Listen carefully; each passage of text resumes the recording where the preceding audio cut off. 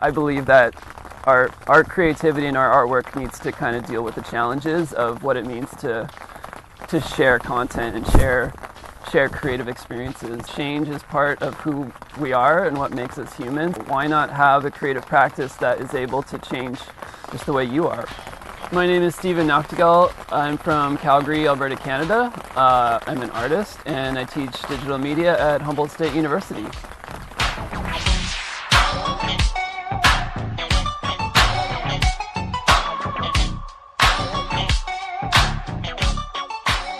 I'm going to play the typical artist card and say that it's hard to define who I am as an artist, but certainly my teaching practice has informed it a lot recently because I get to be kind of jack of all trades person. I like to explore different medias and different tools and technologies, so that really has defined what I do as an artist. I like to be very experimental, but at the same time, in terms of themes and concepts, I really try to make projects that explore our relationship with the natural world, especially how we view it through technology and through media. So I try to kind of give voice to the non-human entities of the world through an imaginary lens, and thinking about just how we view nature and ecological concepts through media and through technology.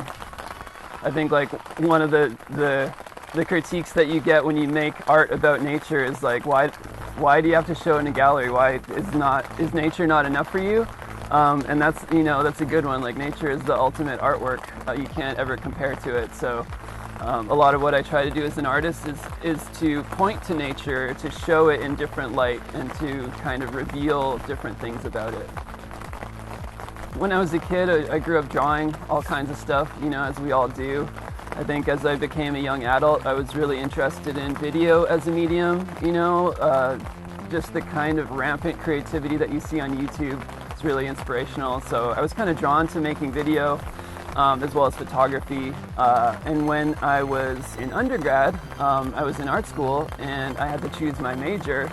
I remember one of the sculpture professors he was like, "Why don't you just come down to sculpture? We'll let you do whatever you want." And so that's where I ended up. Not purely because of that, but also because of the fact that through a sculptural perspective, you have to think of the physical experience of things, and trying to compare that with video was really interesting to me. So thinking about how you can show video in a physical space and make it something more than just like a flat experience where you're sitting in front of a screen, but make it more sculptural, make it more experiential.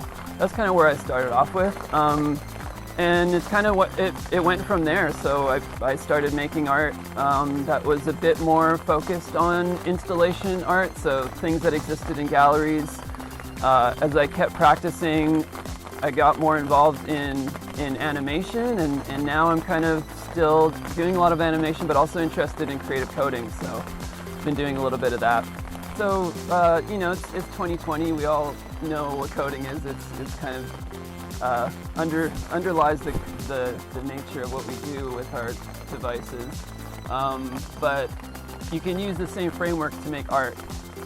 So I've been kind of writing my own code in a very basic way to make collages. So I write some code and I collect images, and then the code kind of combines tons of images together, and I run it over and over until some cool stuff pops out, and then I take those images and do other things with them. They become paintings, or they become lately I've been printing the images on masks, so stuff like that. I think the fakeness of the 3D animation stuff is really interesting to me, that it's a lot of times trying to mimic the actual world that we exist in, but it's something that is inside that world and also beside that world, right? Like, you can do different things in it. You can activate your imagination in like countless ways, and so the possibilities are kind of just completely unlimited. And that was what was inspiring when I first started, and what still kind of drives me is like seeing what everyone does with it, getting inspired by the natural world, and trying to create things in a different kind of virtual space. When you're working with computers, like, things will go wrong all the time.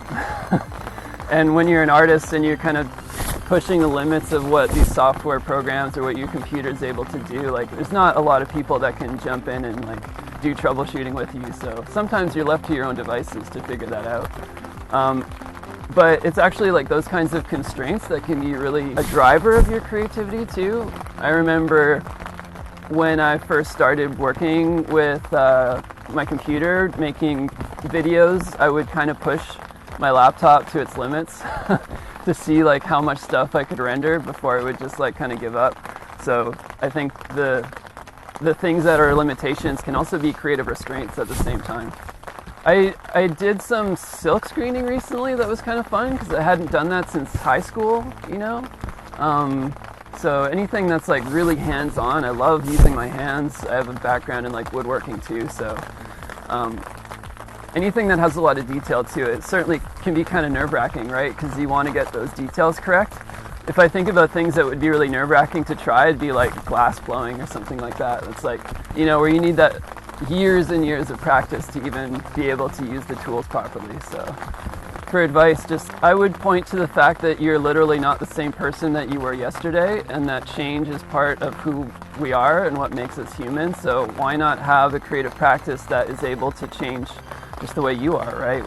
We have bacteria that we breathe in and breathe out with every breath, and we have bacteria in our guts that kind of make us human. So I think I find a lot of inspiration in the artists that are able to constantly reinvent themselves, because it's part of biology, it's part of what makes us human. So I think our creativity should be able to do that as well.